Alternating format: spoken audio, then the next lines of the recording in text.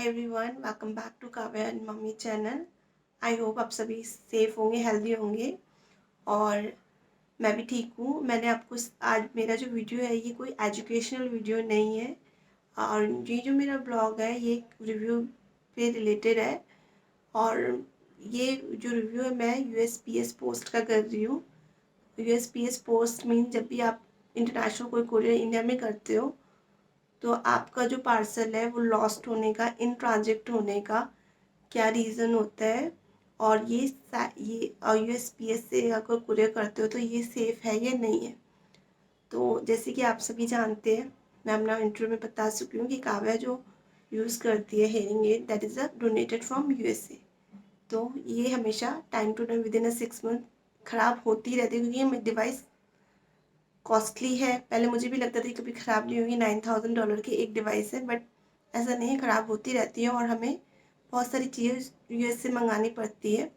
Accessories dry add और काफ़ी सारी चीज़ें मुझे यूएस से मंगानी पड़ती है और वो मुझे यूएस से डायरेक्ट नहीं आती है, मेरे किसी लोकल फ्रेंड्स के थ्रू इंडिया में आती है। तो क्या होता है कि जब भी ये ख़राब होती है तो मैं आपको बता भी चुकी हूँ कि उन लोगों को उन लोगों के पास लाइसेंस नहीं है कि वो कोई भी प्रोडक्ट इंडिया में शिप कर सकें। तो जब भी ये डिवाइस ख़राब होती है तो हमें इसकी वारंटी रिचार्ज करानी पड़ती है एंड हमें को अपनी जो जो वर्किंग डिवाइस नहीं होती वो यूएस भेजनी पड़ती है। यूएस के भेजने के बाद फिर मुझे वो लोग हमारे किसी लोकल रेजिडेंट जो यूएसए में रहते हैं उनको भेजते हैं, फिर वो हमें भेजते हैं। तो इस प्रोसेस में भी मेरा काफ़ी स्पेंड हो जाता है पैसा। वैसे तो फेडेक्स भी होता है। फेडेक्स में अगर मैं कोई कोरियर करती हूँ, बहुत ही लाइट ये है डिवाइस, मैं आपको दिखाती हूँ डिवाइस कौन सी है। अगर फेडेक्स से भी आप करते हो तो $100 उससे लग जाता है और मैं अगर स्पीड पोस्ट इंडिया पोस्ट से करती हूँ तो मुझे $25 लगते हैं। इंडियन करेंसी के अकॉर्डिंग 1500-1600 रुपये, मुझे एग्जैक्ट अमाउंट याद नहीं, बट हाँ 2000 के अराउंड। अगर मैं किसी प्राइवेट या किसी अदर कोरियर कंपनी से करूँ, मैं इंडिया से अपनी मशीन वहाँ, तो 10,000 भी लग जाते हैं। तो क्या होता है जब हम स्पीड पोस्ट से भेजते हैं तो वो ट्रैकेबल होती है। अनट्रैकेबल मतलब जैसे कि जब तक वो इंडिया में है तो यू कैन ट्रैक, बट जब इंडिया से बाहर जाती है, यूएस पहुंच जाती है, तो यू कैन ट्रैक कि ये मशीन पहुंची है नहीं। वो लोग हमें फ़ोन करके मेल करके बताते हैं कि ये चीज़ उनके पास रिसीव हो चुकी है। तो मैं इस तरह 7-8 बार, कभी कभी डॉक्यूमेंट्स होते हैं, काफ़ी सारी चीज़ें मैं कोरियर करती रहती हूँ और मैंने हमेशा स्पीड पोस्ट ही यूज़ किया है और विदाउट इंश्योरेंस यूज़ किया है, तो मेरी चीज़ हमेशा पहुँची है। तो हमेशा, और मैं जब भी कोई चीज़ मंगाती हूँ, मैंने 2 बार फेडेक्स से मंगाया है। इसका जो ये बैंड यूज़ करती है $70 का है और मुझे $100 शिपिंग का मेरे को हमेशा लग जाता था। और उसमें ऑप्शन भी होता है आप इंश्योरेंस का, इंश्योरेंस काफ़ी एक्सपेंसिव होता है तो हम इंश्योरेंस स्किप कर देते हैं। तो फेडेक्स से 2 बार मंगाया तो हमें बहुत कॉस्टली लगा। फिर हमने यूएसपीएस पोस्ट से मंगाना स्टार्ट किया। USPS mean United state postal services, right. ये गवर्नमेंट का है तो काफ़ी चीप रेट पे होता है और ये सेफ़ है। तो इस बार क्या हुआ कि हमारी जो एक कॉमन फ्रेंड थी जो हमें हमेशा कोरियर करती थी, सर उन्हें कहीं जाना पड़ गया तो फिर हमने किसी दूसरी फ्रेंड को कांटेक्ट किया। तो क्या हुआ है इस बार, उन लोगों ने, मतलब मेरी जो डिवाइस थी वो 10th को ऑटिकॉन कंपनी में पहुंची थी और 11th को उन्होंने कोरियर कर दी थी नई device to our local residence friend. तो क्या हुआ, उन्होंने भी 14th को हमें कोरियर किया, 14 जून को। उनका मैं ट्रैक कर पा रही थी कि ये स्टैम्प ड्यूटी के लिए गया है, ये एयरपोर्ट पहुंचा है, ये कार्गो में गया है, जो भी स्टैम्प ड्यूटी से मैं आपको शेयर करती हूँ, ये सारी चीज़ें उसमें शो हो रही थी। और suddenly after 1 July it was we are not able to track our parcel और 10 to 15 डेज हो गए और हमारे पास कोई रिपोर्ट नहीं दी। हमें लगा ये खो गया। इन ट्रांजिट शो कर रहा था। इन ट्रांजिट वो तब होता है, मैक्सिमम हमारा कभी इन ट्रांजिट में कभी नहीं हुआ। 15 मैक्सिमम 15 डेज लगते हैं हमारा कोरियर यहाँ आने में और 10 डेज़ में हमारा यहाँ आ जाता है, उससे जल्दी आ जाता है और 10 डेज़ में पहुँच जाता है। तो इस बार इतना टाइम लगा। हम 3-4 बार पोस्ट ऑफिस भी गए अपना पार्सल ढूंढने। ये पोस्ट हमने यूएसपीएस भी कॉन्टैक्ट किया, कोई रिवर्ट नहीं आया। उन लोगों ने बोला कि आपने जो शिपिंग लिया था हमने, सबसे बड़ी मिस्टेक थी हमने स्टैम्प वाला नहीं लिया था, वो थोड़ा सा एक्सपेंसिव था, ज़्यादा एक्सपेंसिव नहीं था। हम जो पैटर्न हमेशा फॉलो करते वो भी वही इस बार फॉलो किया था। स्टैम्प वाले में होता है, सिग्नेचर वाले में ये होता है कि आपका you can track your courier, but warranty ले उसमें इंश्योरेंस कराना पड़ता है, हमने इंश्योरेंस नहीं कराया था। तो उन्होंने बोला कि जब ये इंडिया में पार्सल, इंडिया में तो पोस्ट ऑफिस को कांटेक्ट कर दो, ना नंबर है ना मेल आईडी ना कुछ है, आप कहीं कांटेक्ट नहीं कर सकते। तो यूएसपीएस या हमारे लोकल जो फ्रेंड थे उन्होंने बोला ये कस्टम में होगा, हमने कस्टम में भी बहुत फ़ोन किया और हम विज़िट भी गए, तो हमें कोई पता ही नहीं चला। उन लोगों ने बोला आपका खो गया है। तो हम लोग बहुत वरिड थे, बहुत परेशान थे, पहली बार ऐसा हो रहा था कि हमारा पार्ट इन प्रोजेक्ट में था और 80,000 के अराउंड मैं स्पेंड कर चुकी थी इस चीज़ में, तो हमारा पार्सल नहीं मिल रहा था। तो हम 2-3 बार गए, तीन तीन चार बार, 2-3 बार नहीं 3-4 बार गए और मैं भी गई, बट नहीं मिला।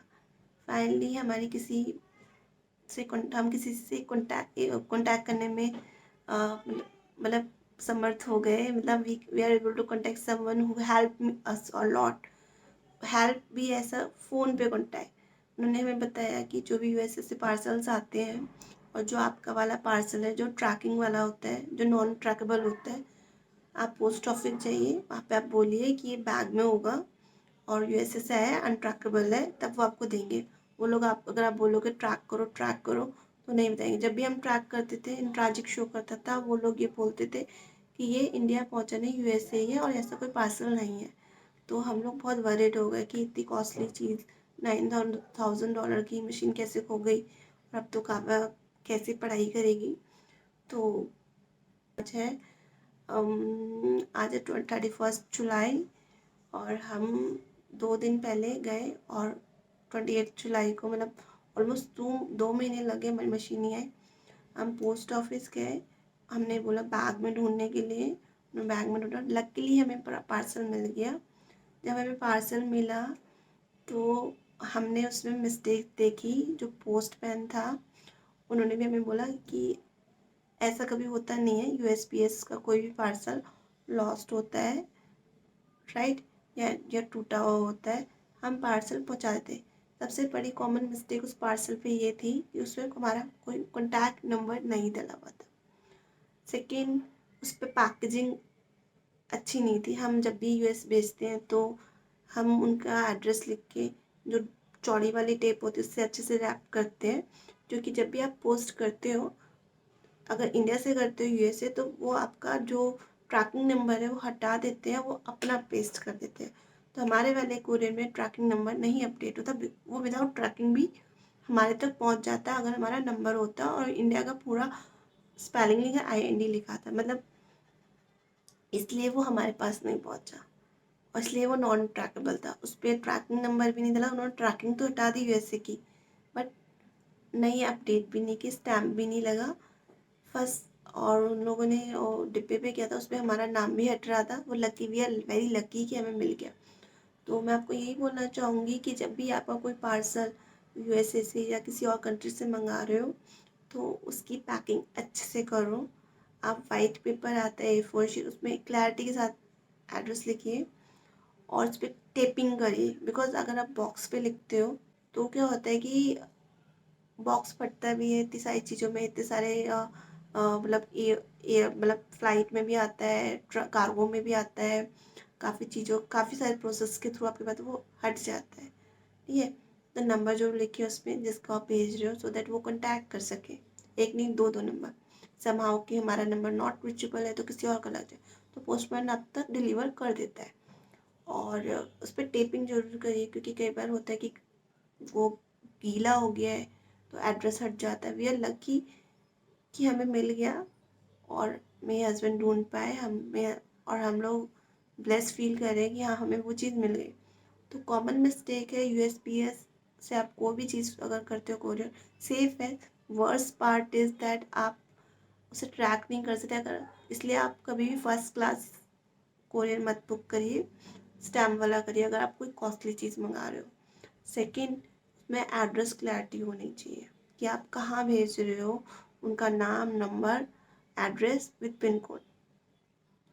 अगर ये सारी चीज़ें होंगी तो पोस्टमैन आप तक पहुंचा देगा। और हमने 7-8 बार भेजा भी है, हमारे पास आया भी है, तो कभी ऐसा हुआ नहीं है। और जब कोरोना पीक पे था तब भी हमारा पार्सल विद इन 10 डेज पहुंच गया, तो सेफ है। बट एड्रेस अगर आप सही से करोगे और थोड़ा सा चीप वाले कोरियर पे आप मत जाइए, थोड़ा सा अप पे जाइए। हम फेडेक्स पे इसलिए नहीं गए कि उसमें $100 लगता है। ऑलरेडी मैं इतने पैसे जाने में, फिर वहाँ से मेरे लोकल फ्रेंड के पास जाने में काफ़ी स्पेंड हो चुका था, तो हम लोग चीप ही सुना। और ये टाइम टू टाइम होती भी रहती है। तो ये था मेरा एक्सपीरियंस। तो जो कॉमन मिस्टेक हमने की है, एड्रेस में क्लैरिटी नहीं थी, वो आप ना करें। USPS यूज़ करें और क्लैरिटी के साथ करें। हम लोग कस्टम ऑफिस भी इसलिए गए थे कि बहुत सारे लोग बोले थे कस्टम में आपका फंस गया होगा, बट कस्टम में नहीं था। कस्टम में अगर आपका कोई प्रोडक्ट फंसता है तो वो लोग आपको लेटर लिखते हैं, मेल लिखते हैं, तो कस्टम में नहीं था। ठीक है। दूसरा, मेरे हस्बैंड बोलते थे कि हेयरिंग एड है तो मे भी कस्टम में फंस गया था, ऐसा कुछ नहीं था। एड्रेस क्लियर नहीं था, इसलिए हमारा इन ट्रांजिट शो कर रहा था। अगर हम पोस्ट ऑफिस नहीं जाते तो कुछ टाइम बाद ये खो जाता, जो कि एड्रेस भी वैनिश हो जाता, मिट रहा था। और अब मैं दिखाती हूँ जो मिस्टेक थी जिसकी वजह से हमने हमारा $9,000 का प्रोडक्ट इतनी लेट पहुँचा। आप ये देख सकते हैं, ये टैग हटाया गया है इस पे से, उसके बाद नया लग जाता है, बट जो नॉन ट्रैकेबल है उस पर कई बार नहीं लगता इंडिया में आने के बाद, तो इस वजह से भी सफ़र किया। दूसरा, हमें पोस्टमैन ने बताया कि आपका मोबाइल नंबर नहीं था। अगर नंबर होता तो हम आपको ज़रूर फ़ोन करते, और 2 महीने ये पोस्ट ऑफिस में नहीं रहता, और अगर आप अभी नहीं आते तो ये लॉस्ट हो जाता, उन्होंने ये बोला था। और हम बार बार पोस्ट ऑफिस जा रहे थे, तो बट हमें इसलिए भी नहीं मिल रहा था, हम वहाँ अपना ट्रैकिंग नंबर दिखा रहे थे और हमारा ट्रैकिंग नंबर कंप्यूटर पे हमारी तरह ही चेक कर रहे थे, और वहाँ पे इन ट्रांजिट लिख रहा था, और हमें यही बोला जा रहा था कि आपका जो पार्सल है वो USA में है, इंडिया आया नहीं। जबकि वो और USA वाले बोले थे हमने इंडिया भेज दिया, अब इंडिया में ट्रैक नहीं हो सकता, क्योंकि ट्रैकिंग की अगर स्लिप लगती तो हाँ शायद ट्रैक हो जाता। तो हम बहुत बार गए पोस्ट ऑफिस, पुणे में जितने पोस्ट ऑफिस है सब जगह गए। फिर हमें किसी ने एडवाइस दी, जब हम गए थे पोस्ट ऑफिस तो उन्होंने बोला था आप उनको बोलिए बैग में चेक करने के लिए। जब हमने बोला कि आप बैग में चेक करने के लिए, और ये USPS से आया, तो हमें गोदाम ले गए जहाँ हमें सर्च करना था, तो लकीली हमें ये वहाँ मिल गया। तो अगर आपका और USPS पोस्ट इतना, वहाँ पे कभी कोई पार्सल नहीं खोता है, लॉस्ट नहीं होता ना टूटता, बहुत सेफ़ है। बट मिस्टेक क्या है आप देख सकते हो, उस पर एड्रेस सही से नहीं लिखा हुआ, इनकम्प्लीट है, नंबर नहीं है। और जो कोरियर उनको डायरेक्ट किया गया था उन्होंने वैसे ही बॉक्स हमें कोरियर कर दिया, और ये बॉक्स का पीछे वाला पार्ट है, एड्रेस हमारे पीछे लिखा हुआ है बॉक्स के। अगर वो अलग से पैकिंग करते तो ये एड्रेस हमारे पास पहुंच जाता। हमेशा A4 शीट पे लिख के एड्रेस या टाइप करके, और ये जो टेप लगी हुई है ना, ऐसी वाली टेप से रैप करना चाहिए। वो आपका एड्रेस नहीं हटाते हैं, ट्रैकिंग नंबर हटाते हैं। और इस कंडीशन में पैकिंग थी, पैकिंग की वजह से, एड्रेस इनकम्प्लीट की वजह से ये नॉन ट्रैकेबल था। तो हम लोग बहुत हर्ट हुए कि एटलीस्ट उन्होंने उनको लगा कि थोड़ा पैसा लग जाएगा पैकिंग करने में, इसलिए पैकिंग नहीं करी।